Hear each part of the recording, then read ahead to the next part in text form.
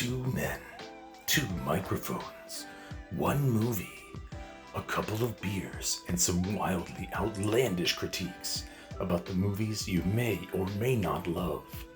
The following review will have massive spoilers and possibly offensive commentary. This content may not be suitable for little bitches.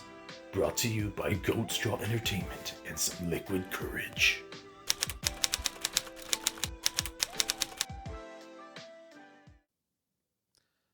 Hey, how's it going, movie lovers? Welcome back to another episode of Not Your Everyday Critics. I am your host, George Lugo. And as always, I am Manny Rivera. As always. As always. Okay. Am I going to be somebody different?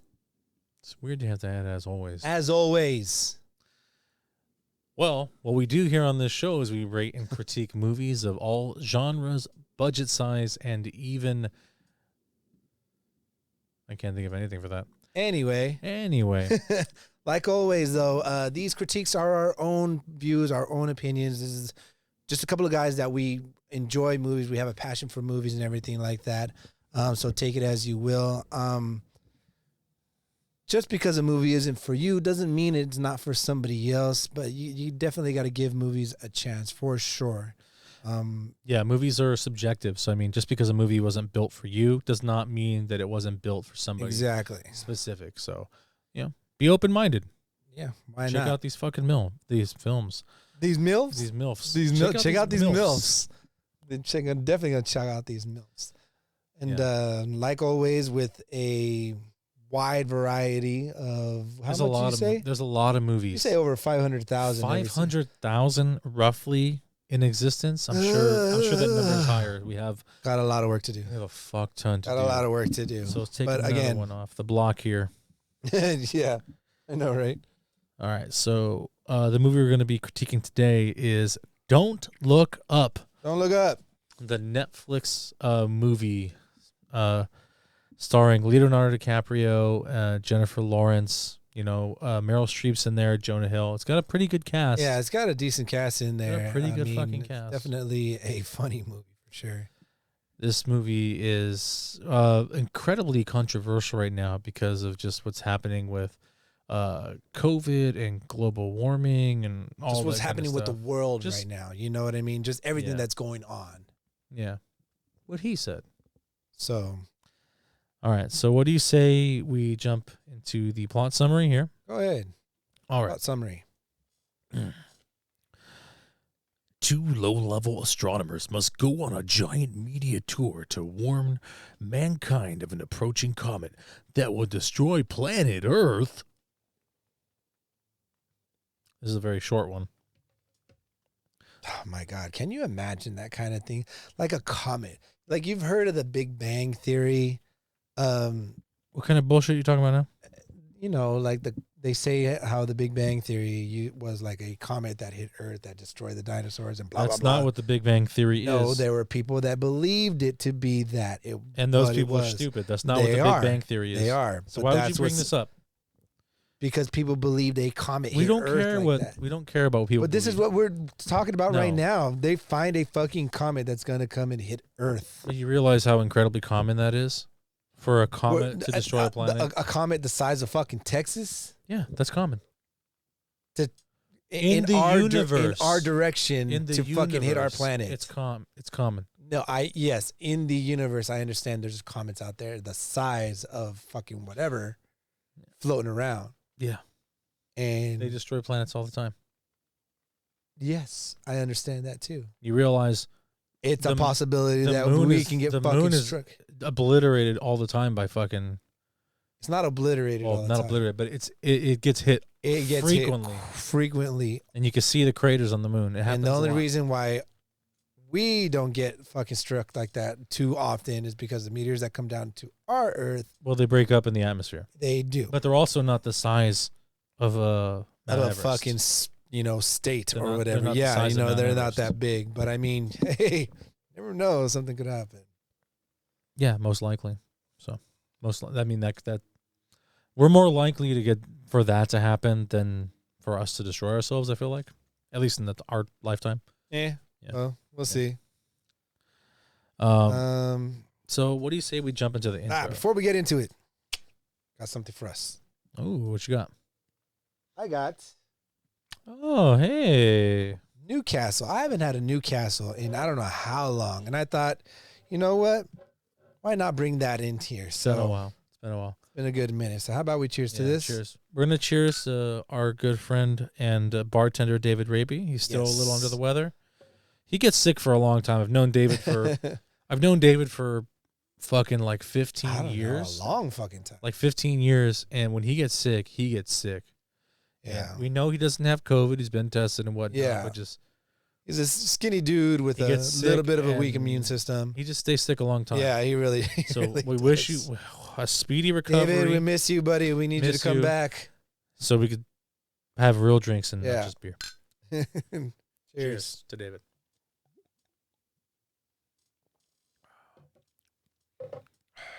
It's not bad though. Kind of miss. No, that's not bad at all. Kind of miss having that. Definitely. Yeah. I just feel like the bottle's a little different. Yeah. Okay, so let's jump into the intro for Don't Look Up. So roughly the first 15. It starts off with the telescope and then Jennifer Lawrence's character. Well, I guess technically Kate, it was right? Kate. But I guess technically it was like the zoom in of the planets and stuff. And there's all we're just gonna skip that because it's whatever. Yeah. So Kate is she's working the telescope, and she's taking her notes. I guess she's doing it for her PhD and whatnot. So, and she notices something peculiar. She sees like a comet. She's like, "Ooh!" She's like a good find, And she keeps taking these pictures, and she lines up the pictures in sequence, and she starts to notice a pattern that they're going in a line, and that line is kind of headed towards our planet. Like, what she is excited about is that she has discovered that there is a meteor headed towards, not exactly at the Earth, but by the Earth, that it might miss it or anything like that. But it's a big discovery that there's something like this out there headed towards this direction. Anytime they discover like a large comet or asteroid or something like that, that's a big find. It's a big find. It's a really big deal for scientists. This is like almost gold mine-ish kind of ordeal. Find. I mean, people actually get recognized for their work in their field for this kind of thing. And she was freaking like, you know what? I found something. I saw something. I got to go tell something about this. And she goes and notifies her professor. And her professor, which is Randall. Dr. Randall Mindy. She notifies him. She has him come down saying, "Hey, that I found something." Yeah, and her and like that. The other astronomers are there, and all the other students that are in there. They're just freaking so excited that they found something so amazing and incredible that they're trying to work the math out about where this meteor is going to be passing through and everything like that. They're just super excited about everything.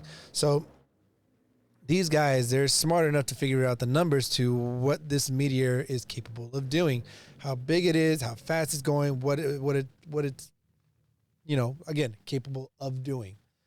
So they're trying to work out all the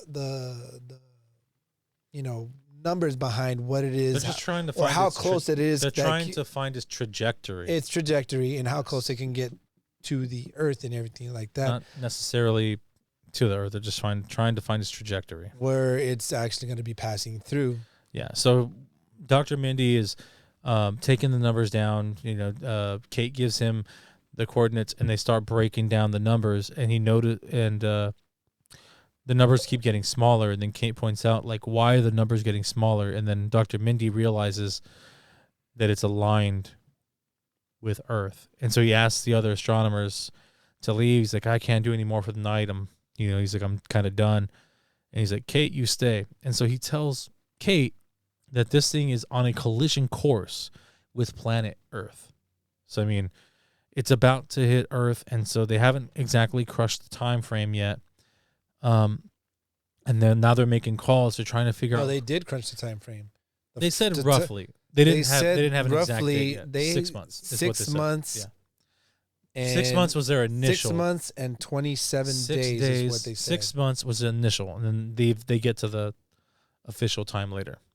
So they call, I believe they call NASA, And the lady head of NASA is like, whoa, hey, let's not jump to conclusions here and say that it's, going to blow up planet, if it's going to blow up Earth and, nothing's 100% and blah, blah. And fucking, they're like, is this like really happening right now? Like they call, I believe his name in the movie is Oglethorpe. They call Dr. Oglethorpe, and he's the head of like the scientific community for like, I believe comets and asteroids and stuff. I forgot the name of the actual. Yeah, no, but he's in charge of something big to try to fucking. Yeah, so he's like, oh shit, so we need to go to the president and give this information, and Kate and Mindy are both like in a state of shock, like, is this really happening? Is this really happening? And then the head of NASA is like kind of putting it off, and Oglethorpe is all for it, and so it's kind of like back and forth. And then the next shot is them getting onto a rather large aircraft. They're getting onto, I don't know if you noticed, they're getting onto like a 757. It's a hangar. It's like they're getting onto a 757. So that's like a large air hangar or some shit. It's not like an air that. hangar. I don't know what it is, but it's a fucking. It's a 757, and that is used to transport like machinery, vehicles, cargo. It's a military vehicle, but it's meant to ship like large things from location to location. It's not necessarily like built for big ass hauling fucking people. Plane. It's not built for hauling people. So it's funny that they're in there, right? And they're just sitting on the side, and they have nothing to do, and they're bored. And Kay's getting high, Yeah. So they finally get to Washington, and they're going into the White House, and Dr. Oglethorpe is like, oh, well, like here we got to meet with this guy. He's like the head of like head of national security. I think it was the head of national security. I don't remember, but the general guy. And he shows up and he sits them down. He's like, we just got to wait for the president to get here. She shows up fashionably late all the time, and she's at a rally or something right now. And he's like, you guys want something to drink or eat while you're here? And they're like, yeah. So he goes and he comes back with water and snacks. He's like, that'll be $20. He charges. No, he says they charge you an arm and a leg for this. Yeah. And he gets $20 from each of them. And so they're sitting there and they're still waiting. And then finally the president shows up, and the president is played by Meryl Streep. President Orlean. And Jonah Hill is the secretary, I believe. Yeah, let me see. Secretary of State. Yeah, or something Secretary of State Jason Orlean. And they go into the room, and they're like, "It's going to be a little bit. Just give us some time. We got to figure this." They're working out some press issues, because at the same time, there's another person running for the presidency that has like a sexual misconduct.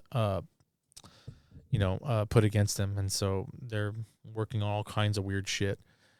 So they're sitting there for hours and hours, and then the fucking general's like, I gotta be in Tokyo by 2, and he like leaves. And they're like, don't we need him? We need him, don't we? Like, and they're like, I guess. It's funny that they say that she's busy and she's got stuff to do, but then they're singing happy birthday to one of the fucking secretaries that's right there. Yeah. So stupid. It's a nightmare. It was so ridiculous. It's a nightmare. So a few more hours have passed, so they've already been there. They've been there for almost 8 hours now. And then Kate gets up and she goes to get some snacks and some more water. And she goes to the fridge, pulls them out, and there's a woman sitting at a table near the fridge doing some work. And she looks at her and she goes, hey, where do I go to pay for these? And the lady's like, oh, they're free. And the Kate's like, I'm sorry? And she goes, they're free? And the lady's like, yeah, it's the White House, they're free. And so Kate's like kind of dumbfounded. And she walks back to Dr. Mindy and Oglethorpe, and then she's like, hey, just so you know, the drinks and the snacks are free, and the general charged them money. And so they're all confused by it. It's just a funny play that like the general it's like a power move. He just like got money for them for no reason. Such a dick move. But so that's kind of a dick move. I know we haven't really got into it, but that's the 15-minute mark. So Jesus Christ. Yeah, this movie's kind of, it's out there. It's very witty, it's very comical, and it's incredibly frustrating. So what do you say? Yeah, no, for sure. It's frustrating as fuck. It's frustrating. I watched the movie and it's Did you know? left and right. You just fucking get so annoyed with some of the things that happens. Yeah. So And I guess that's supposed to be the comedy side of things, but you can't just help but get fucking annoyed with some of it because Jesus Christ. yeah. So let's move on to our first category here, the cast. All right. So we have Leonardo DiCaprio playing Dr. Randall Mindy. Yeah. We have Jennifer Lawrence as Kate DiBiase. Yeah. Meryl Streep is President Orlean, so female president. Yes. What's up? That's awesome. Kate Blanchett, Brie Evans, the always attractive Kate Blanchett. Rob Morgan is Dr. Teddy Oglethorpe. I love his character. Jonah Hill is Jason Orlean, the president's son, the chief of staff, and overall ridiculous character. Mark Rylance is Peter Isherwell. I love his character. I like too. Mark Rylance. Yeah. Tyler Perry. We all know Tyler Perry. Tyler Perry. Jack Bremer. So Medea. yeah. So what is this? Medea's Day of Destruction, maybe? Yeah. Timothy Chalamet plays Yule. Chalamet. Yeah. That's a fucking awesome last name, Chalamet. Ron Perlman, the legendary Ron Perlman, plays Benedict Drask. Ariana Grande plays Riley Bina. Kid Cudi, I love that. I was kind of Kid awesome. Cudi. It was awesome. It was awesome to see him in here. I was like, oh, what? I'm like, that's Kid Cudi. He plays D.A. Cello as, I guess, as Scott Scooty or whatever. Yeah. Himesh Patel is Philip. Melanie Linsky I love is her. June Mindy. I love her. I really love her. I love. She Yeah, is she's such a so funny good in character here. So many things. She is so good in here. We're only gonna do a few more here. Michael Chiklis, he's in here for a very brief moment at the end of the movie. Dan Pawkitty. Tomer Sisley is a duo Grello. Paul Guilfoyle. General Themes. Yeah. Robert Joy is Congressman Tennant. And I think we can probably just do two more.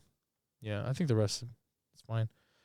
Jack Alberts is Oliver, and then Ting is Win.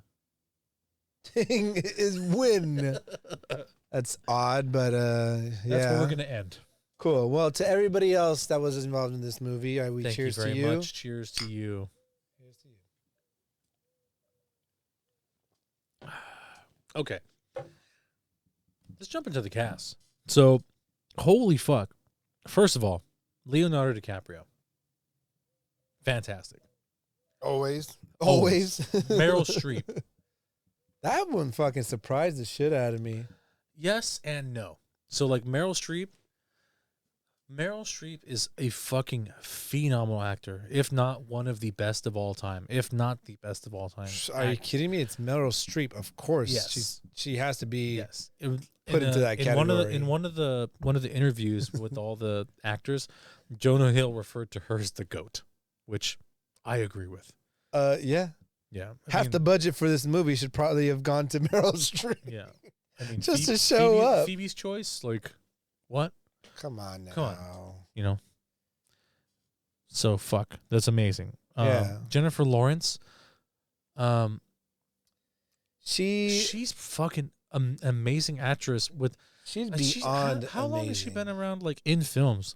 I think the first thing I ever saw her in was Hunger Games. No, the first thing What was she the first was thing she was on TV show, and she was about 14 years old, and she was picked up But when was that? You know when that was? 1991 something She has like that. 38 credits to her name. We're gonna jump all the way back. she's got fucking something. She Monk. started on TV shows though. Monk. She was in a TV Monk was show. Monk was her first appearance, and that was in between 2002 Monk 2009. was her first like her first serious television. This is her. I'm appearance. looking at her first credits here. Yeah, And well, Monk is her first credit. That's old, man. It's almost 20 years. No, she's fucking got 20 some years. serious. Yeah, it's 20 years. But it looks like a majority of the beginning of her career was TV shows. Yeah, it was just mostly all TV shows. Which is fine. There's nothing wrong with that.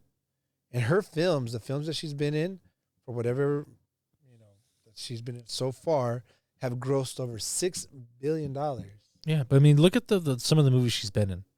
You know, I mean, she's been in some fucking Hunger Games, X-Men. Like X-Men. She's got so many fucking Silver good Linings. fucking films. Like, it's fucking ridiculous. I mean, American on top Hustle. of that, she was a part-time model, and she is fucking beautiful as fuck. She's gorgeous. Yeah, she really is.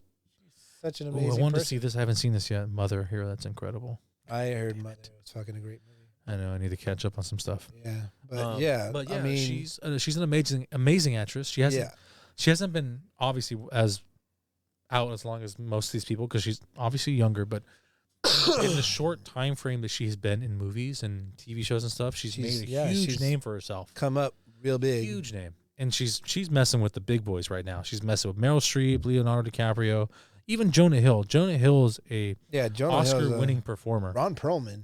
Ron Perlman. I mean, she's in there with quite a few, big names. Yeah. You know what I mean? So she's definitely Yeah. made her mark on a lot of fucking things. Yeah, definitely. So, I mean, you definitely, Ron Perlman in itself in this movie, I love how racist he is. I love how redneck this fucking guy is. I love how racist he is. That's what I'm saying though, That's why I said I love how redneck he is in this movie. But not all rednecks are racist. You just assume all rednecks are racist. How redneck-ish he is. He's definitely redneck. Okay, because I'm sorry if we offend you. While he's in the space shuttle, he make it too easy. He wanted to give a shout out to like the black people and the gay people and my favorite was like that. my favorite was the Indian. He's like, not the one with the red docs though. He's like, he's so fucking. He's like, how come you guys never got together? Like, he is so funny. He's fucking great. Like it's so good. I love his character. It's not even a big character in the fucking movie. It's not. I think it's in the movie. But it's so memorable. If you can make your short character memorable, it's fucking great. Yeah. I think he's in the movie for like 4.5, 5 minutes. That's it. If you add up the time, I think it's only about 4.5, 5 minutes long. Yeah, he's fucking definitely a great fucking character. For sure. Sure. I mean, you got quite a few people in this as it is already. So Jonah Hill, he plays the son of the president, also the chief of staff. So fucking funny. And he is so funny. He's an asshole. And he's super arrogant. He's super full of himself. Right? It's incredible. He plays that role to the T. Right? So Tyler Perry, always great. Yeah. I mean, do we need to talk about Mckay at all? He's good. Yeah, he's yeah. But I mean, the Mark Rylance, the guy who plays Peter Ishwell. I've only seen him in one other film, and I liked him in both. And he actually, just like this, didn't have a big role, but made such a big impact on both films. Yeah. So the other movie I saw him in was Ready Player One. Yeah. He plays the guy at the fucking created the Oasis. Yeah.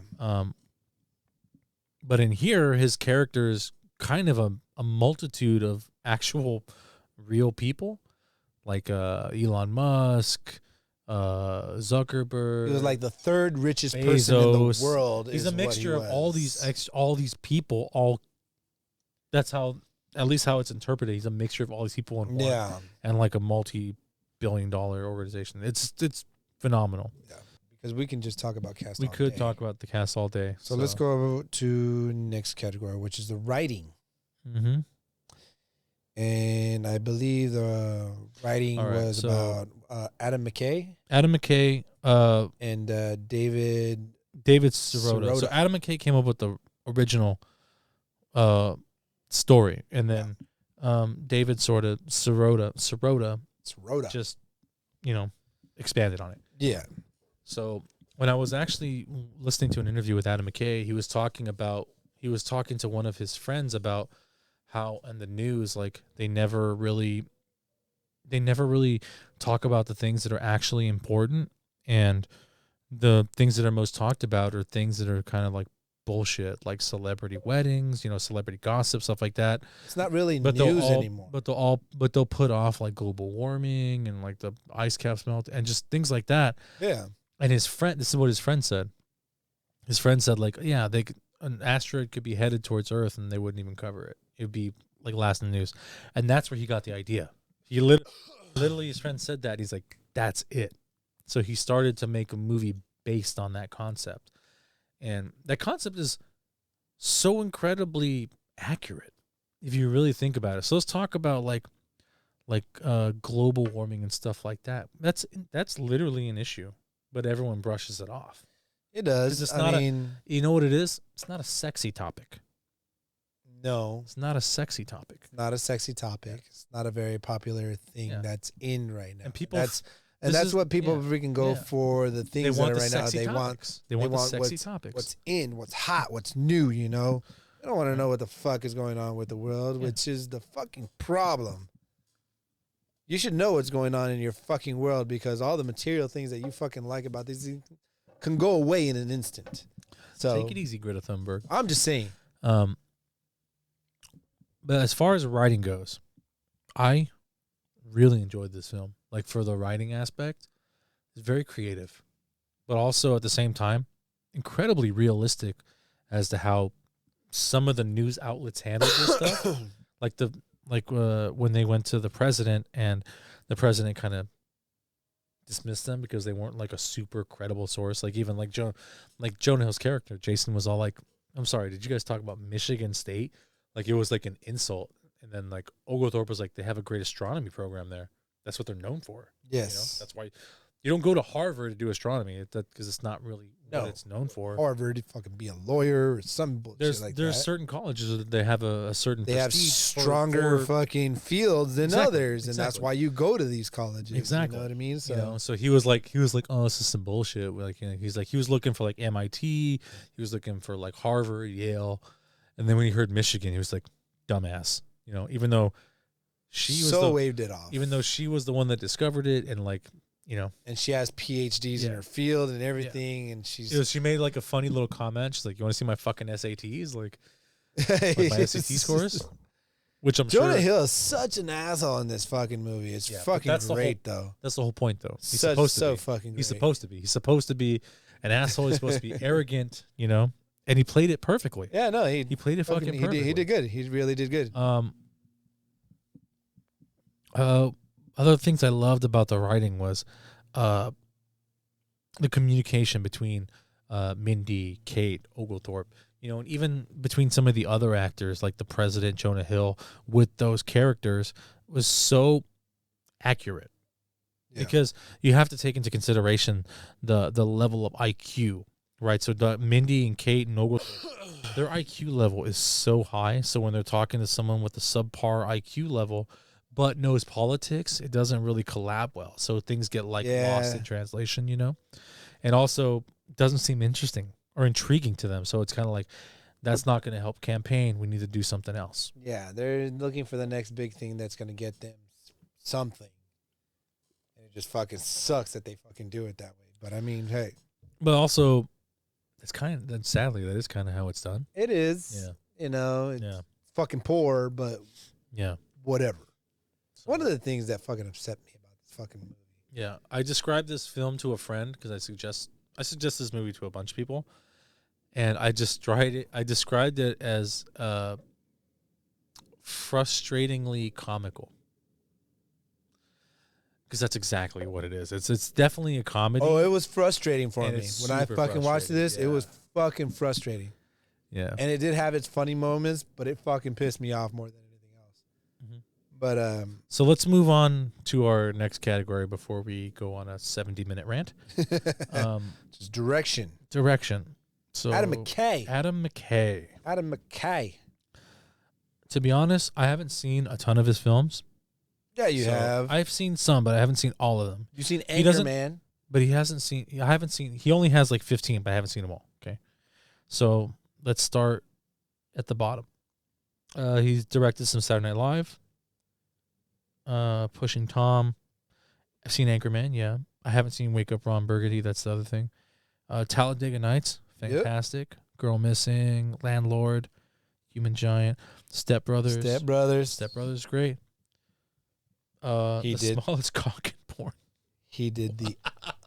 We gotta do that one. This one says it came out in 2000. He hasn't done a film since 2009. Since 2010. Wow. Oh my God! It's called The Smallest Cock in Porn. It's called The Smallest Cock in Porn. I think we're doing that one next or soon. Well, yeah. It's a short. You never know. It's only 18 minutes. We might make that a special. We might make that a special special. short. Just a special one-time short. Because Smallest Cock. But yeah, he doesn't have a ton of credits to his name. But the films he does have, he did the other guys. but they're funny. Yeah, he did the other guys. So it's he easy did to the see. Big Short, Vice. And It's easy to see. It's easy to see where the comedy side of things come from, because he's no stranger to comedy. He knows how it works. Oh yeah. So yeah, it's apparently good. he was a comedian at one point too. That's fucking awesome. Yeah, he was a comedian at one point. That's fucking awesome. So respect him more. I love definitely comedians. has got some fucking cred to his ideal. Yeah. So his whole thing was when he wanted to make the film, it was before COVID. So he wrote and did all the stuff before COVID, and when COVID hit, it added another element to his films, or it added another element just to his thought process was this need of the public to dismiss us a lot, like scientific reason or scientific like data points, like when they were talking about like, oh, like this percentage and whatnot, or the vaccine is this affected towards this, and people were dismissing it with no scientific credibility, and like these scientists go to school for literally decades, so they have the most knowledge in their field, and it was being dismissed, and he found that to be incredibly interesting, so I mean, it really is. If you think about it, it is very interesting that someone would dismiss something with and basically negate, or not negate, they would just basically say that person is incorrect, even though they have that vast amount of knowledge that's like in their field, Yeah, that's fucking. It's interesting. It is. So he incorporated that into his movie. It's so weird, so fucking. It's just a frustrating movie. It was just fucking. Yeah, I get it. It's definitely. it's. I mean, imagine how frustrating it is for some people, right? Like we've had this discussion a lot when people like they deny like, oh, flat earthers. Don't get me fucking started on that bullshit. So flat earthers deny that the earth is round, but they use like satellites and stuff like that have to literally circle the planet to relay information. I watch this kind of thing like all the fucking time. This but guy actually told me about. But they're using that technology to try and prove their point. It doesn't make any sense. And I'm just so frustrated with the whole idea. It's just freaking crazy. So it's just he took inspiration from that. He took inspiration from that type of thing to help strengthen his movie, because his movie was almost done, and then that came, pandemic hit. He's like, ooh, and he just added more elements to it, which is cool, because like now the movie has so many layers. Yeah, it's not just one thing, it's not just one thing. So what do you say we move on to our next category here? Soundtrack and score. Soundtrack. So, the original soundtrack is done by Nicholas Britell. Nikolai? No, it's Nicholas. Yeah, it's Nicholas. Yeah, I just felt like saying Nikolai. It's so fucking good. He's a Nikolai. Okay. Don't fucking judge me.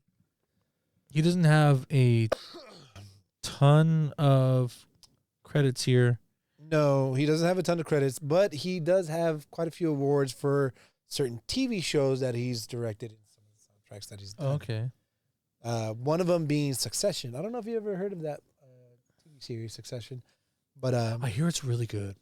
It's fucking I haven't seen it yet. Super good fucking TV show, and he does all the music for the entire fucking thing. So it's actually won quite a few awards for his music soundtrack for the entire scene. And that's just one of the fucking things that he's done. He's got quite a few more and everything like that. But he is definitely well known for the like sound effects and soundtracks and fucking for TV shows and overall things. So, but yeah, man, he's fucking definitely, he's got some good credits here. So yeah. I mean, in the last year alone, he did Don't Look Up and Cruella. Cruella was good. Let me see. Moonlight, Free State, Big Short. He was in Vice, Cymbeline, Whiplash, Bale Street, 12 Years a Slave. Like, yeah. There's some killer credits there. So I mean, you got to give credit where credit's due. He nailed it with the music. And I mean, fucking Cruella was a big fucking hit last year too. Yeah, it was a big. He hit did last fucking year. that, and I mean, he's got some stuff under his fucking belt for sure. He does. So I think overall soundtrack and the score was really good. It was okay. I feel like it hit the right enjoyed some of it. though. It hit the right moment. Certain moments were which I think is what you're aiming for. That's what they're aiming for. And for me, this movie. So I couldn't get past the frustration side of the movie. Well, we're not on that right now. I know, but it was just hard to pay attention to some of the other things that were going on with the movie. Like I said, like the soundtrack and everything like that. I did not too much research on this kind of stuff, but it was just hard to get into. Okay, let's move on to our next category. Then we're going to talk about the special effects. There's not a ton of practical, so we're just going to talk about mainly digital effects. And considering this was a Netflix budgeted film, they were pretty fucking good. You know, the effects were pretty good with that. With the comet, even with the little pods that were supposed to jump onto the comet and blow it up, that was done really well. The ending sequence was Meryl Streep really getting good. her head stripped off. We'll talk about that later, Manny. That's a practical effect. We'll talk about it later. Fine, talk about it. I'm just saying, at the end of the movie, when they introduced these new fucking animals, okay, which is a digital effect, because it looks like a cross between like a zebra and a llama with a bird and some other fucking like shit. 7 different It's like animals 7 in different one. animals put into one. Yeah. And then the president goes up to one of them, and this fucking thing grabs her in the head, which is a digital effect. And I was just mentioning the digital effect. It's what we're doing, are we not? Sure. It's a digital effect. It looked fucking real as shit because it looked so fucking real, and it was super good, and I felt like she deserved it. But yeah, it was a digital effect. Yeah, we don't need to go too far on that because, I mean, there's only a handful of scenes where it actually matters. Yeah. So the effects were on point, though. They did a good job with that. So yes, they did. Thank you very much for that. Let's talk about the comedy. So the joke and like gag setup. So this movie was so frustrating, but the comedy is the what made comedy it, there. it Like good. you can tell what the comical side of things were, and it definitely was funny. When you weren't so fucking angry at certain situations, it was definitely funny. Jonah Hill is definitely a funny fucking character in this fucking movie. I enjoyed him very much as being the secretary and everything. He ad-libbed a bunch of that stuff too. He's known for doing stuff like that. He's definitely a funny character. Certain situations where he had to fucking turn it around, and like when he was talking to Kate, and he was like trying to be, what's the word, remorseful or something like that. He's all like, "Hey, do you want to come?" And she goes, "Yeah," and he's already closing the door behind her and everything. Yeah. But he's a bit of a dick. he is a bit of a dick, but Jonah definitely is. He was definitely funny for that. Yeah. Even Meryl Streep was funny. Well, I mean, because their characters obviously were based on Donald Trump and Donald Trump's kids. You know, that's literally what they base those characters on. I believe you. Yeah. I completely So, believe you. Just kind of over the top and very one-sided. You know, I get it. It's the funny. general charging for free fucking snacks and water. But Like, what the fuck? And then Kate brings it up throughout the entire fucking movie. Yeah, Like, I so that's just don't understand why he would do that. yeah, I like that. I like that's like a gag, like a running gag through the whole movie. It was so funny. Yeah. It was definitely funny. It was fucking great. Yeah, comedy. I feel comedy was very on point, and it played towards the elements of the movie, which was like, it was just frustrating because certain things weren't working for the astronomers, you know. But the comedy played towards that. Yeah. So even though it was frustrating, the comedy kind of lightened it up a little bit. And then Tyler Perry and what's her name? Oh my God, is it Kate Blanchett? Melanie? No, is it Kate? Which we talking about the two hosts for the news Yeah. channel. It's Kate, right? Yes, Tyler Perry and So, Kate Blanchett. Those two. They I had mean, good, they play. had good synergy, Yes, they did. and that wasn't even. It just happened. It's fucking crazy the way they react. Like, this is a real thing that they're talking about, like a fucking asteroid headed towards whatever. But they can't help but keep it lively and comical and funny and try to fucking keep the whole wittiness about everything to fucking, you know, all rainbows and sunshines. And these fucking guys are just, they're so, like Leonardo DiCaprio's character, what is it? Dr. Miley or whatever. Mindy. Mindy. Yeah, Dr. And Mindy. then Kate is getting so frustrated with the way they're acting because it's just so,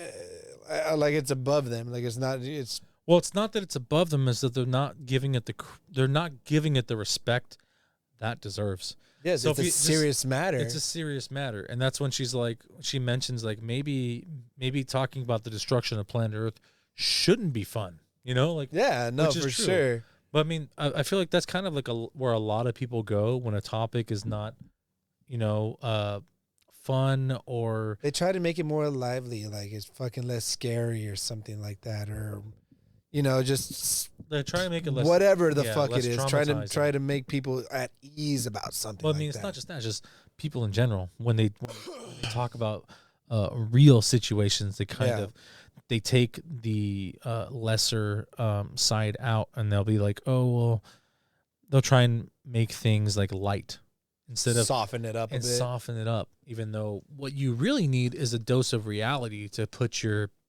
change your perspective, Yeah. and to make your perspective like what it needs to be to deal with the situation at hand. You know. Which is like they're talking about the destruction of Earth, and that should be priority number one. Because guess what? Billions of people live on this fucking planet, and we need to fucking preserve that. Definitely a lot of We need to preserve that. amusing and interesting jokes in the whole mix and everything like that. So, but yeah, also frustrating. So beyond that, you know, we're going to go to the next category here. Yeah. And we're going to do the dramatic buildup. Dramatic buildup. Holy shit. There's a lot. So, I mean, I'm just saying, I mean, you're talking about a fucking asteroid that's headed towards there's a lot of drama here. Earth, and then you're going on fucking news trying to get fucking everybody on the same level. And it's just, it's so hard for them to get the word out in the entirety of everything, that once they get the fucking word out, you know, and either people don't believe it or not fucking scared about it or whatever the case may be, and then coming to the realization, hey, this is something like a serious fucking matter, you know, like the president apologized to them, not publicly, but you know, and everything. Even Jonah Hill is like, yeah, sorry. And they try to do something about it, and they get NASA, everybody, you know, involved and try to take out this fucking thing. And they have a plan, and they send somebody up there, and they have these rockets that are going to fucking take care of this fucking thing. And this one fucking rich asshole, you know, demands the president, Doesn't. you know, Yeah, okay. demands the president, like fucking says to tell the president's the most powerful person in the world, and this person is saying, "Get the fuck over here," and she listens. Well, because money. So I understand that, but regardless I mean, of what fuck, man. regardless of what you think, money is definitely more powerful. That's why it's interpreted that way. And then the entirety of everything where they're But going to. that's not the biggest dramatic buildup that I probably would. I was just bring gonna up say that would be- they were about to get rid of the fucking asteroid, and then they turn it around. That's not what I'm talking That's about. at all. One for me that I'm just like, No, that's not dramatic though. that's super dramatic. You're No, talking it's about not. fucking destroying a meteor that's going to. I don't think that's fucking- I don't think that's dramatic though. You don't think that's dramatic? I don't think that part's that dramatic. If you really think about it, because that's towards the point of succession. That's not really dramatic. Yeah, but then they turn it around. Yeah. So now we're on a downpour. So right. So it doesn't go from that to dramatic. It's just kind of like now you're in disbelief. So what I think is really dramatic is there's gonna be. I know we're gonna cover this. We'll have to cover this twice, but Because if you're thinking what I'm thinking, it's the end of the fucking movie. it is. That's what I. This is the most figured. dramatic part of the film. I didn't want to mention it because it's the end So, of the fucking movie, and yeah, I understand that. The but- most dramatic part, I feel like, is knowing that there is an end, and then seeing it, and then facing it, is the most dramatic. Okay, part. so if you're gonna say it to this, So I don't want to go any further because we're going to cover the rest of that. that's in the this is outro. why I didn't want to mention that part But because it this to me was that's as one far of the, that's as far as I wanted to go with it, and then we'll get all get to the right. thing. So there is So do your job and give me the another beer. dramatic buildup with what I said, because we'll go back to what he said later. Beer me, bitch. Ah, All right. So we're going to move on to our next category, preservation. So say preservation. preservation. So this is like, These are bigger words that I understand. Preservation. so just think of the survival instinct for like not just a single person, but for the whole human race. Okay, so survival So, instinct. Yeah. So Okay, next time our- put survival instinct. I guess if it'll please you. give me- Yeah, it'll please me. It'll definitely So cheers. please me.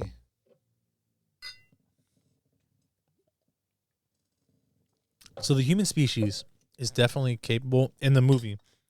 Is definitely capable of preserving its existence because they had a plan. They were going to go up and deflect its course, not destroy the meteor, but or the comet, but deflect its course with nuclear weapons. That was the original plan. So they have a plan to preserve the human species, but the problem is corporate greed takes over, and they fuck the whole thing up. So self-preservation is always the thing with the human species. So self-preservation, humanity has the ability to keep itself alive, even with something out of its control, like a comet.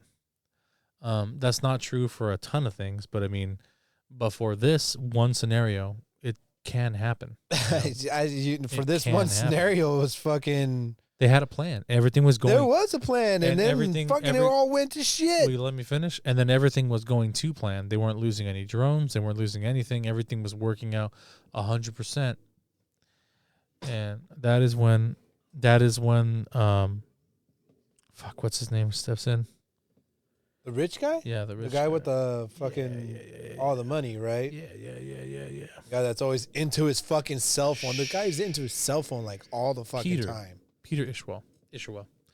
So he steps into the room. He asks her to leave. He asks the president to leave, and then the president comes back, and then whoop, the shuttles are making a U-turn.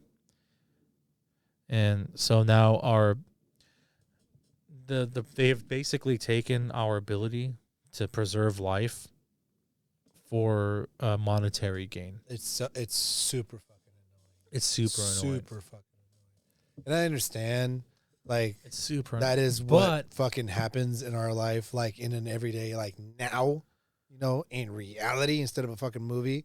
And it's super fucking annoying. But that's kind of how things work, though. I mean, if there's money to be made, people don't just do things for free, even if it would be. I understand that. Even but if it would be to like preserve like life. People's lives, though. Yeah, but Look, you what's realize the point of fucking making money when you're dead? because when you're alive, you have money. Yeah, when you're alive, but when you're gonna fucking die, But if you live, you have money. These are ifs. Yes. These are not even guarantees. These are ifs. You don't even have a sound Exactly. fucking thing. So guess what? If we live, you have zero money. If they live, they have all the money. What do you think they're going to play? The scenario where they have all the money. They're gonna play this. That's how that works. That's a horrible part. It is a horrible idea. Life means more to me than fucking money. I'll tell you. Well, that's right to you. You realize like the government and like other corporations and foundations like that, they have monetary value for human lives.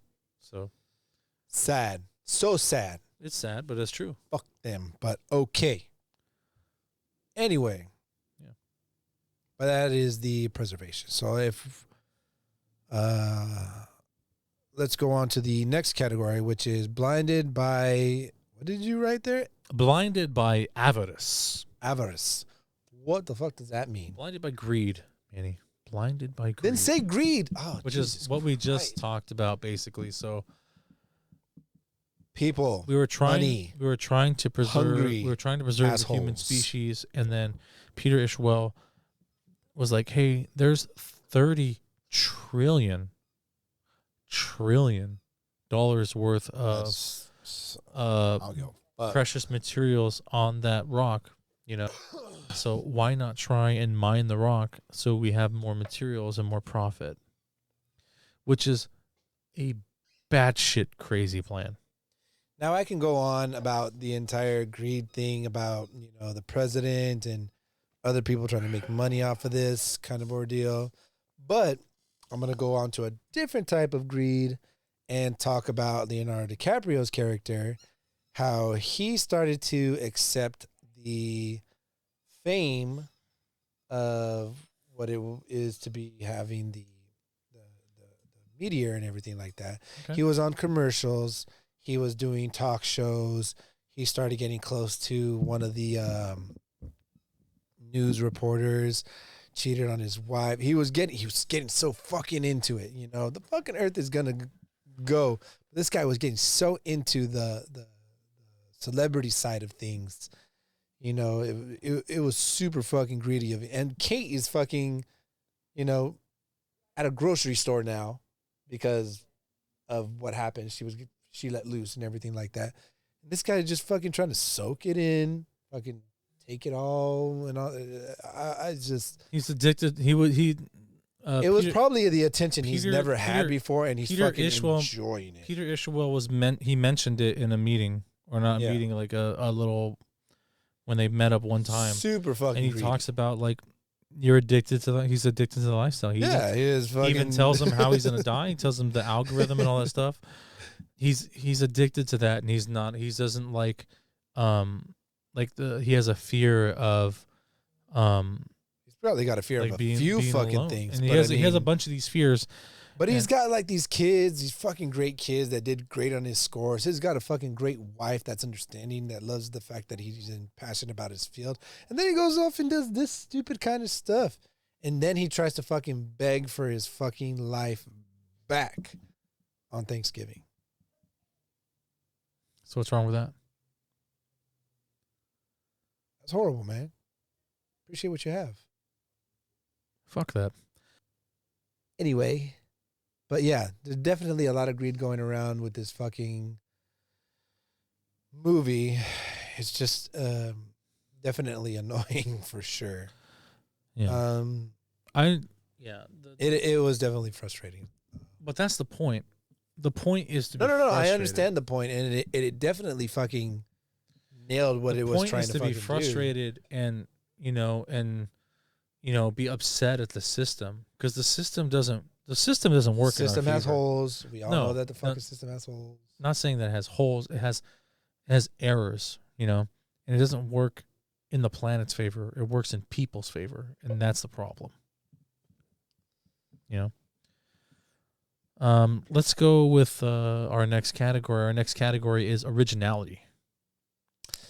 So I don't know how original this can be because I've known quite a few fucking asteroid movies. Yeah, I was gonna say the concept of an asteroid blowing up Earth is not original. What is original is the reaction of the comet. The direction that they're taking to the fucking... So all these other movies it's all about humanity gets together and they all work together to preserve mankind. And this movie's the exact opposite. Yeah, no, for sure. And we've seen plenty of films. I'm sure you guys seen plenty of films too, where an asteroid is headed towards Earth and they're trying to fucking blow it up to save planet Earth, and it actually happens, or it just fucking dies out in the atmosphere, and they were scared for no reason and stuff like that. That's never happened in any movie. It actually has happened in a movie, and you don't know. But we'll get to that later, and I'll bring it up in another fucking film. But yeah. So and there has been a lot of meteor movies, kind of like that.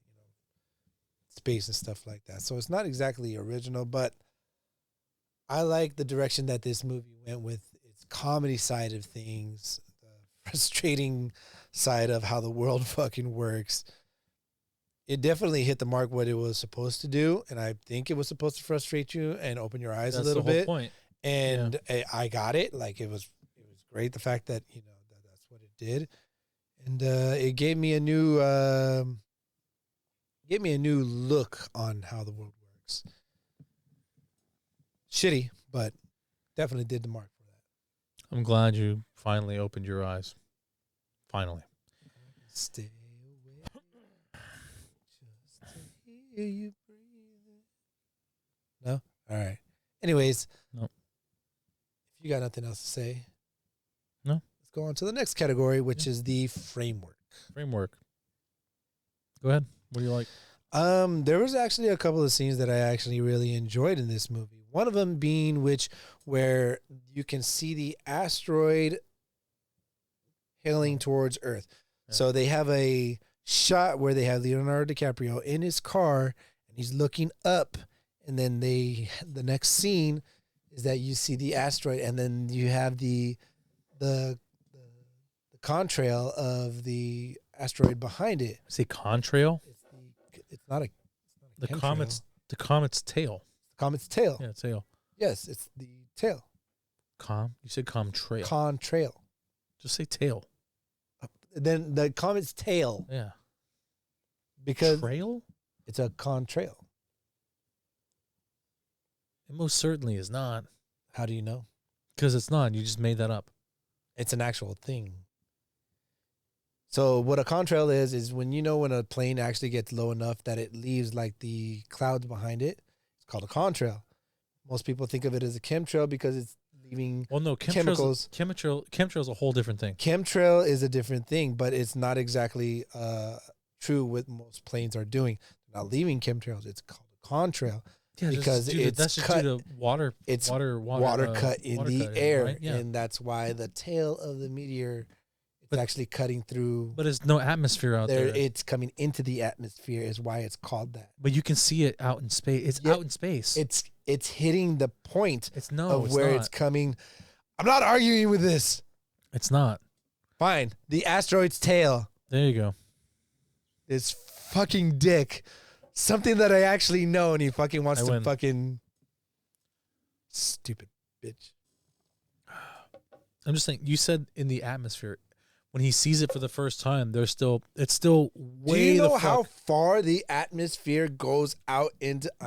We're gonna go. Not that. This far is gonna be a out different space. fucking. It's not that. Oh, far. it goes pretty fucking far out. It's not that far. How far do you think it is? Do you know how far it is, dude? It's only like 3 or 4 miles. It's not that far. Oh my god, you are into space. Mm-hmm. Go ahead. It goes further out into space. How far? It actually goes close to the moon. The atmosphere. The atmosphere goes close to the moon. We're going to have to take a minute here and look that up. Okay. Earth's atmosphere is... Okay, so it is a lot farther. But, a lot further. But it's still 10,000 kilometers. So it's roughly 6,214 miles. How far is the moon from Earth then? The moon is actually, I believe it's 238,000 miles. That's not even 238. close. So where the atmosphere falls, where we're able to be. Sorry, we're both stupid, and we've both been drinking. No, it's 238 is not even 238. close. But the thing is, the smaller parts. Not of even the thing is, it's not even close. I'm not gonna explain it to you now. Well, because you can't, because that doesn't even I make can. sense. I could. Okay, try.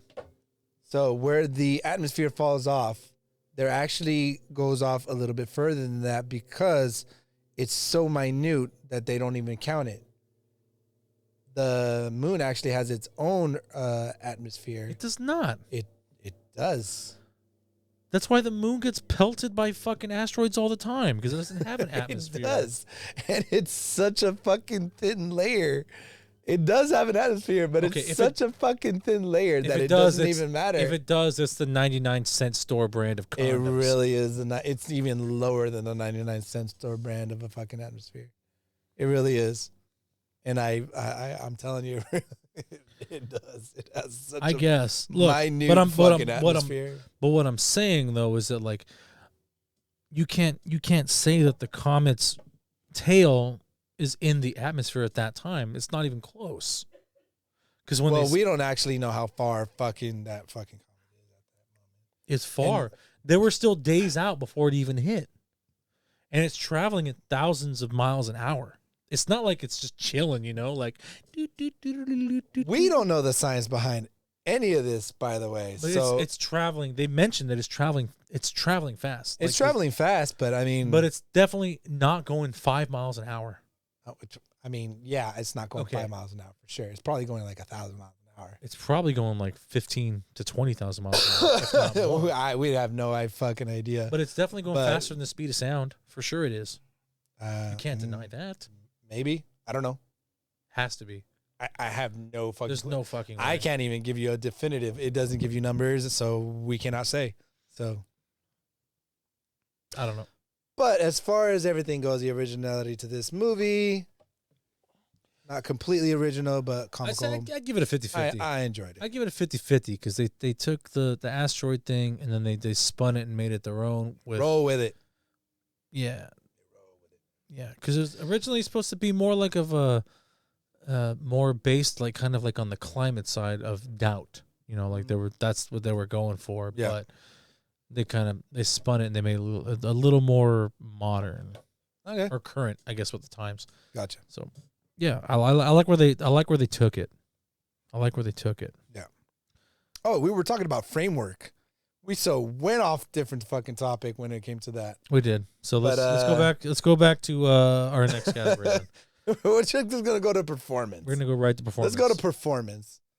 We've been drinking a little bit. A little. So we're just. Anyways, as far as performance goes, Kate, I enjoyed her character very much so. She's very comical. She's very enthused and upset almost all the fucking time. Has panic attack and everything like that. Well, sure, her character cares so much about her outburst and humanity. Her fucking outburst when she was in the newsroom and everything like that. It just fucking was so over the top. It was fucking great. Well, her character was slightly based off of Greta Thunberg, so makes sense. Sweet. Not tit for tat, And just then Leonardo DiCaprio, himself being the nerd to play on the fucking thing, because that's what he was. I'm not saying that he's just an astronomer. No. Why do you have to say he's a nerd? I'm gonna say he was a nerd. I'm not gonna say just because he was an astronomer. Astronomers are cool, and this is a completely different thing. He played a nerd because not only was he having panic attacks and stuff like that, he was taking medication for all other kinds of ordeals. Oh, that makes you a nerd. Yeah. And he was definitely, he was self-conscious about stuff. How does that make you a nerd? Where are you going? Probably fucking not even in the right mind, the fact that he would be able to pick up a girl like the news lady and everything like that and took advantage of the things like that. all the fame and everything like that got Where are to you him. getting with the nerd part? The nerd part of it all was he probably wasn't paid attention to as he was younger because he had this kind of, he was smart, but he was awkward in a sense. That doesn't make you a nerd, dude. Doesn't. What makes you a geek then? Would it be a geek? Why do we have to label him like that? There are names for things out here. He's socially awkward. You could say that. That's a whole category. You went nerd. He was a nerd. You went nerd. Nerd. And you didn't even hit the one thing that he stated in the movie that I was like, oh, he's a nerd. Which part would that be? When him and Cate Blanchett were getting to know each other, he talks about like his his life. And he's like, oh, and I got my Star Wars poster signed by Mark Hamill. Nerd. Yeah, So- but you couldn't even argue that, so go fuck yourself. Don't even care. You sealed the deal for me. No, you don't win that one. But anyway, yeah, Leonardo DiCaprio definitely played his character pretty well. Kate definitely played her character pretty well. I mean, overall, the entire cast, they nailed their positions. I mean, Meryl Streep, Jonah Hill, Tyler, they all fucking performance was out of the park. yeah. They all nailed what they were supposed to do, and I have no problems with it. Yeah, Leo's outburst on the on the show or that TV show was fucking phenomenal. The guy who played Peter Ishwell, Yeah. his little argument with Leonardo DiCaprio's character was it was great. Meryl Streep throughout the whole movie was just She was such a butthead. fucking phenomenal. She was an asshole, killed it. and I fucking loved it. Yeah, She Jonah was- Hill, same thing. Fucking Jonah killed Hill. it. I mean, there's not performance-wise, they killed the fuck out of this movie, and Yeah. it shows. The fucking the synergy between all the characters was great. It was fucking great. Yeah. And So with that being said, performance-wise, awesome. So let's go on to our next category, which would be the budget. budget. What is it? Take a guess. How much do you think the budget for this movie was? For this movie, I want to say the budget was at least 150 mil. It was actually $75 million. Ooh, half? Really? $75 million for this movie. Damn. And for what it's worth, it came out pretty good. Not too bad. I wasn't amazed with the movie. It wasn't like fucking top 75 notch or anything like that. 75 mil? $75 million was put into this movie. That was the budget for the movie. Wow. That's crazy. Yeah, super low. Okay. Super low. Okay. Now, box office. What do you think this movie made? I want to say at least 3 times that. You want to say 3 times what this fucking film's budget was? Yeah. Oh, damn. I'm sorry to upset you, sir, but That's fine. not even fucking close. Okay. He didn't even break $1 million. That's fine. So the That's box because office movie, The box office. the this box movie, office It for came this to the movie box office. came to $783,105. Yeah, because you could watch it on Netflix. You can watch it on Netflix. This is the argument we had before. Exactly. So it wasn't given a chance out in theaters for very long. Probably not at all. We don't know. I didn't look back into it. But overall, what this movie made back after $75 million was $783,000. That kind of sucks. It's a complete flop. Well, I mean, that doesn't... Okay. It doesn't take into the account of what The quality of the quality film. of the film was and how much they get for the streaming side of everything.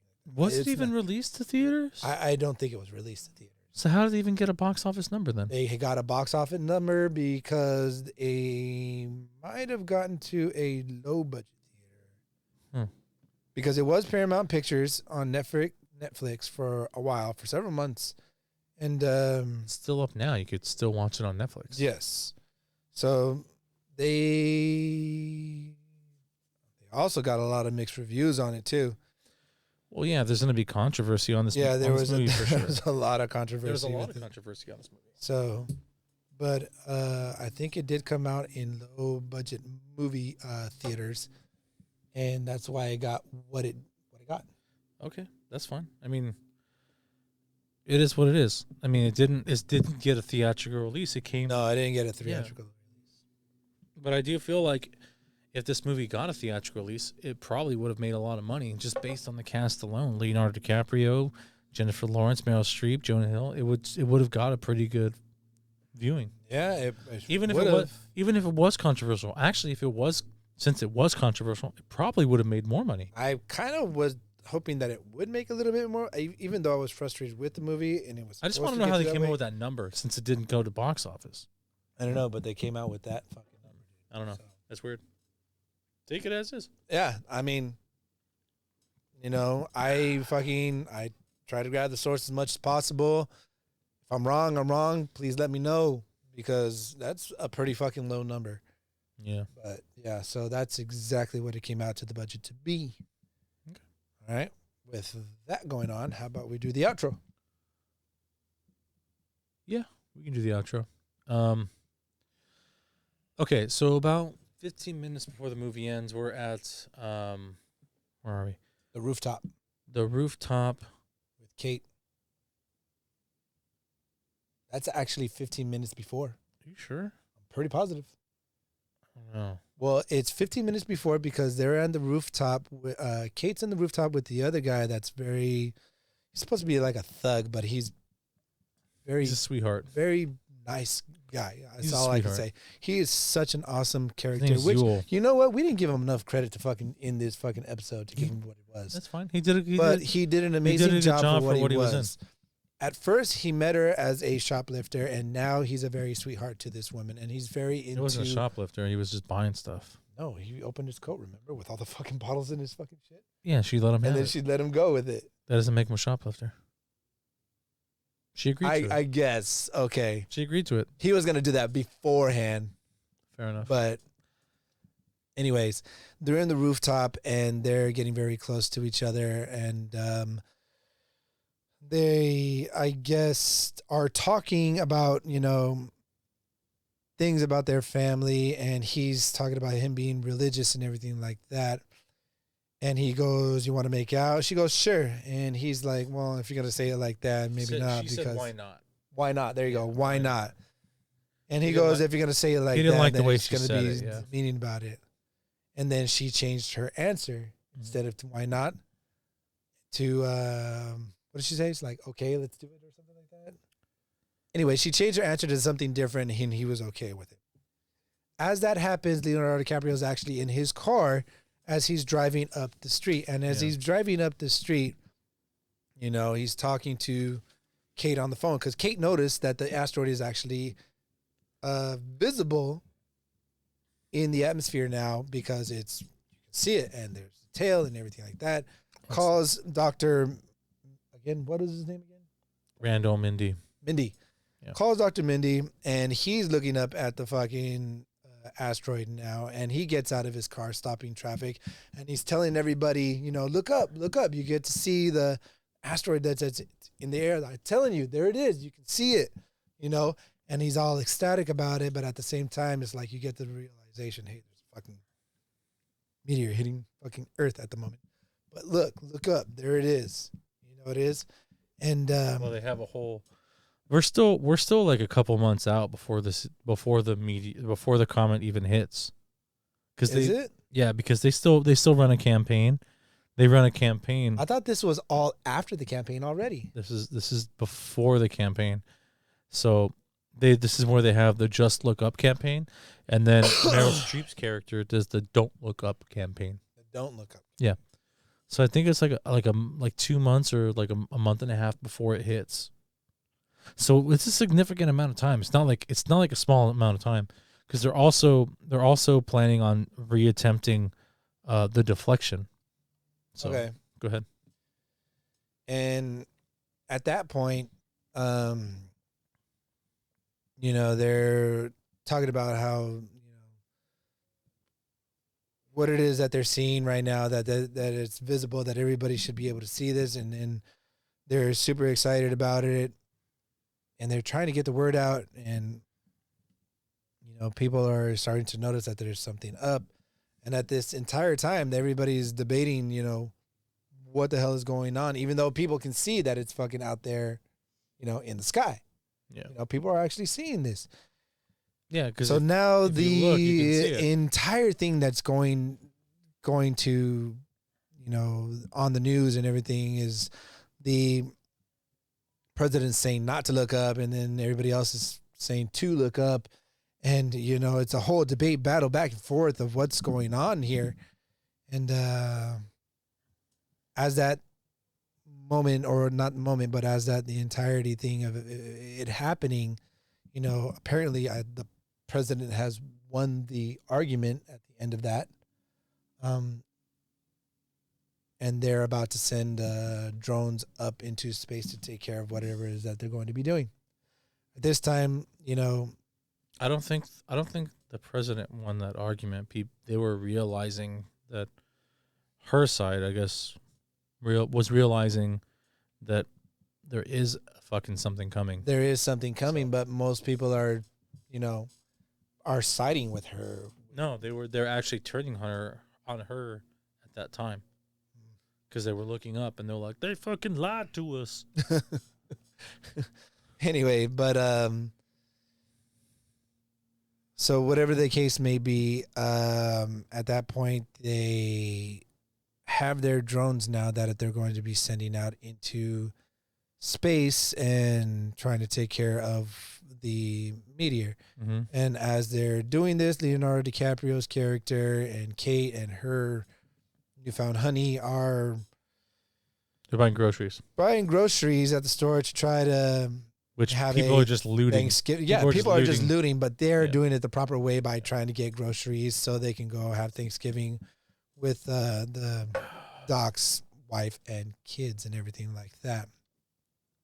So he's actually shopping around with an actual card, trying to look, see price, even pricing, trying to price some stuff down. Yeah. Oh, Kate, can you go see if there's any more blah blah blah, whatever it is? I like he was pricing for some reason he was looking at fish. Yeah, he was what? doing whatever he was for groceries and stuff like that. And as that's going on and they're all doing their shopping, they finally send the drones up into space. As they're sending these drones up into space, some of the drones don't actually take off, and then some of the drones actually start to explode. Well, they start to fail. And then the rich guy goes, don't worry, we take it into account. Mm-hmm. We knew what the possibilities of this and that happening and whatnot. And, the president's kind of sweating a little bit. But, so they're taking off and they're going up into space. At that time, the Doc's character and Kate and everybody are going to go see his wife because he's trying to make up for whatever he's done. He just wants to be with his family towards the end of it all. And as he goes up to the door with the groceries and flowers in hand, he's trying to make peace with his wife because he knew that he fucked up, and there's nothing more important to him than trying to be with his family, and the family is where he wants to be. So he's trying to explain that, he just bought groceries and he's trying to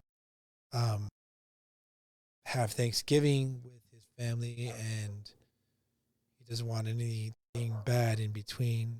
He's trying to get inside, and as he's trying to get inside, he's trying to see if he's okay with his wife, and she says that everything's fine and everything like that. And he comes inside because he asked to actually go inside to his own home because he fucked up. Introduces Kate, introduces her honey, which is the other character, whatever his name is, I can't remember. Yule. There you go. Speed it up. And at that time, he, he's trying to make sure that everything's good, hugs his wife, gives her the flowers and everything, sees his kids, loves his kids, trying to, be with them and everything like that.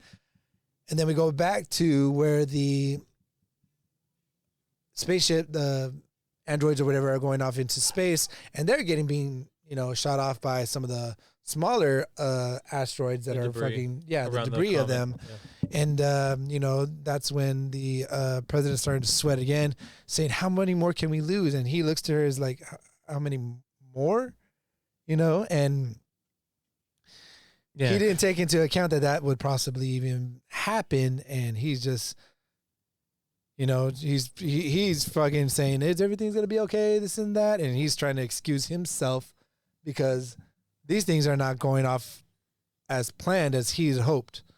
Because they attach themselves and they drill the holes into the meteor, and they blow up, but they don't go off like he had planned it to go off. So he excuses himself. Yeah, The president also does the same thing and tries to excuse herself. And Jonah Hill is right there saying she'll be back. Everybody's trying to leave, and he's all like, "Where you guys going?" She says she'll be back, and he's just left right there. What had happened was they actually have a backup plan to where they get to leave off Earth in their own ship. Mm-hmm.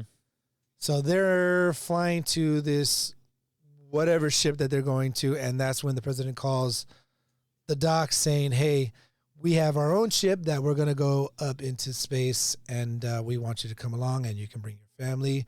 And that's when he goes, "You know what? I'm good. I'm fine where I'm at." Yeah. And they're sitting around the dinner table, Thanksgiving table. They're having their wine. They're eating their food and everything like that. They're having a good time. They're having a great time, and they're trying to give thanks. They're not talking about.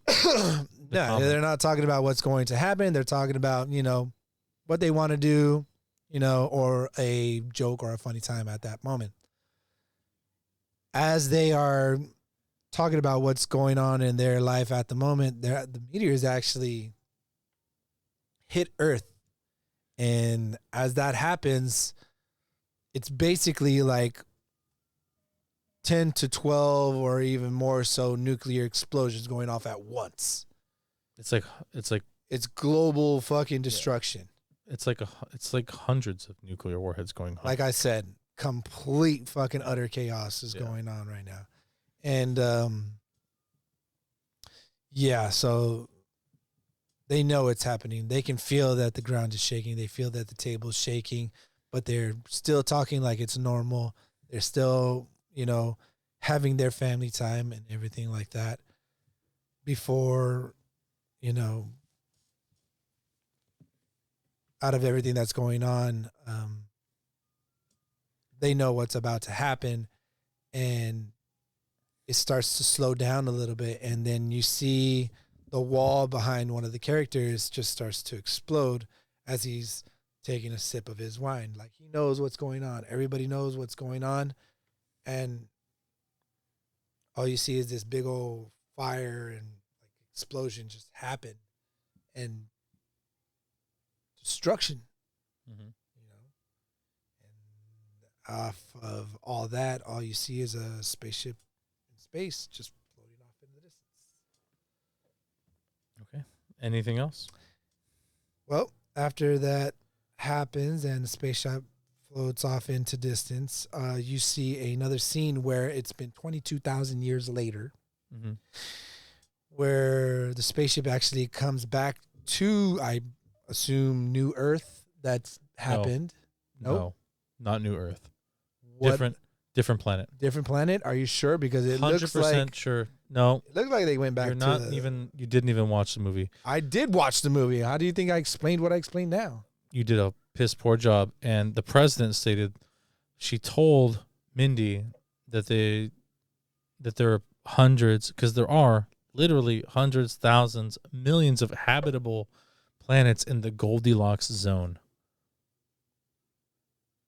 I'm not even sure if you know what that means. So. I understand what that means. Okay, good.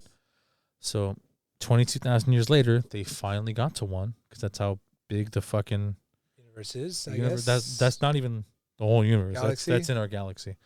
So, which I call bullshit on even any of the equipment working in 22,000 years. 22,000 years. Go fuck yourself. And still look the same.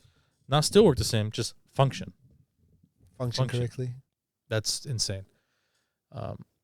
Yeah, so they actually get to that new planet, and then they start to get off. They're all naked. They have a couple of weird shots with everyone getting out of the pod. One's like Big Pharma, one's Big Oil. Like they have all these titles on the pods. Yeah. And it's all these rich old fucks. Like there's no one there that's really going to help the gene pool. No, and there's nobody. Really? Just people that There's a couple. There's people that had money that could get onto the fucking shuttle. That's all that was. There's a couple. That's the whole thing.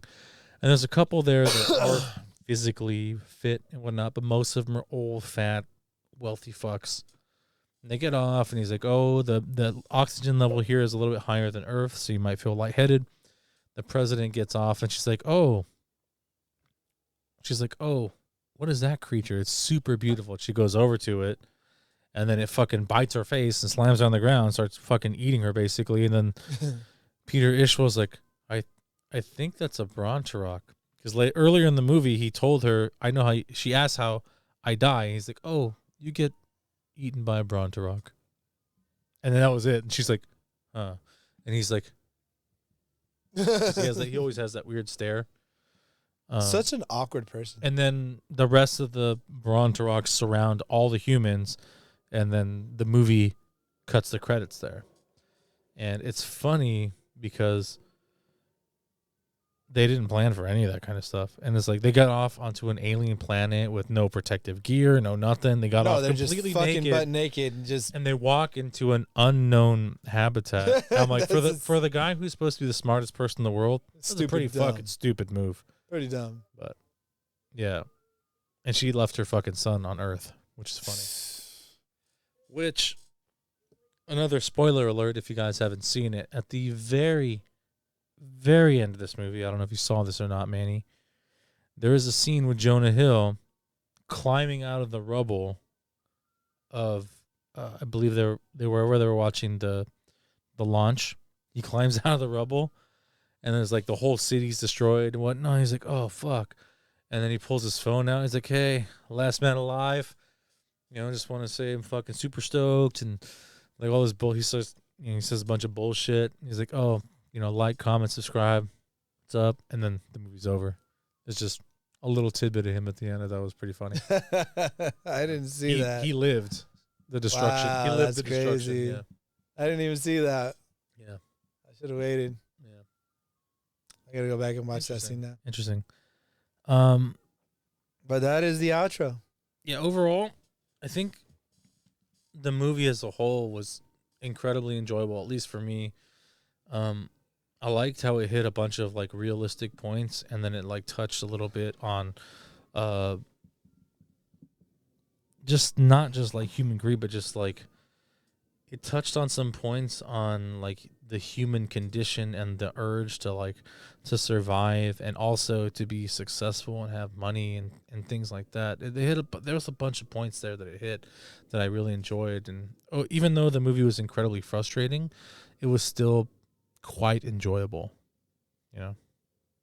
Yeah, it was for me it was a little bit of a tug of war of whether I was liking it or whether I was not liking it. Well, this isn't your kind of film, so I get it. It's not my kind of film, but I mean, there's just some points that were very frustrating with it. Well, that's the whole tug of war that I was just. That's the whole concept of the movie. It's supposed in it. You know what I mean? It's supposed to put you on edge. It's supposed to make you feel upset. No, I understand. Like I know how the movie was built that way. Movies are built to be. No, so this one was built that way specifically. He built this movie to make you feel uncomfortable, to make you feel upset, to make you feel frustrated. He built this movie for that reason, and he built it so that way people would kind of like take a step back and actually analyze the things that were really going on present day. Like, really, which I hope some people do. I hope some people take a step back and actually look at like what's happening here on Earth. Because like, hey, we're all stuck here together. So we might as well make the best of it. So try to. Yeah. So overall. So let's go down to our rating system here and last category, rating. It's on you. Okay, I really enjoyed this film. This was really a really good a really good story. Like you said, it wasn't incredibly original, but the writing and the crazy like realism with like the media and the way things like socially work now, then hit a fucking like a chord with me. I was like, this is fucking frustrating, but like incredibly realistic with like the way they handled not just the pandemic, but just the climate control and climate change. Like in general, it's incredibly gross and disgusting. So like this movie touched a lot on that. I really like that. So for me, this movie is going to be 4.5 Christopher Lees. Oh, Jesus Christ. You're giving this movie a 4.5? 4.5. Wow. 4.5. 4.5 Christopher Lees. I had fun with this movie. I thought it was okay. I mean, I was also, like I said, it was a tug and war. I'd be, back and forth whether I was liking it that much or not, or everything like that. And I get it was supposed to make you feel disturbed or awkward or whatever the case may be. That's the whole point. I get it. I get it. There were just some points of the movie where I just wasn't a big fan of, so I was actually going to give this movie a 3.5. Well, I deny your 3.5, and we're staying at 4.5. You are not denying my 3.5. Yeah. You're going to take my 3.5. Okay. And we'll call it an even 4. 4.5. 4. You can't do that kind of shit with me and say, all right, well, meet in the middle kind of. No, we'll give it a 4. 4.5. Stupid bitch. Fine, Manny. We'll meet in the middle. Meet in the middle and give it a 4. We'll give it a 4. He said That's 4.5. That's I said 3.5. That's still fair. We'll just give it a So 4. Why would you think it's a 3.5 movie though? If you think about literally what we talked about the whole movie, the writing, the direction, the sound effects, the drama, and there was a lot of praise literally on both ends. There was a lot of praise on it. Why was the overall score so low? So Because the it doesn't overall match up. score, I guess the overall score was because Did you like Trump? I didn't. So for me, because you're very different when it comes to movies. You like all types of movies, and you'll take into that kind of, you'll go with it. You'll run with it. Yeah. Me, I'm not a fan of the movies where they're just like it almost seems like you hate people or you hate certain things and stuff like that. Well, movies are created for a specific purpose. Yeah, no, I understand. And the purpose of this movie was to create awareness. I guess, but like I said, it was for me in particularly. That's how I felt, and that's why I gave it the rating that I did. Fair enough. You know what I mean? Yeah. Again, not everybody's gonna like a movie like we state in the beginning of our shows. I know. But there is a movie. And them are wrong.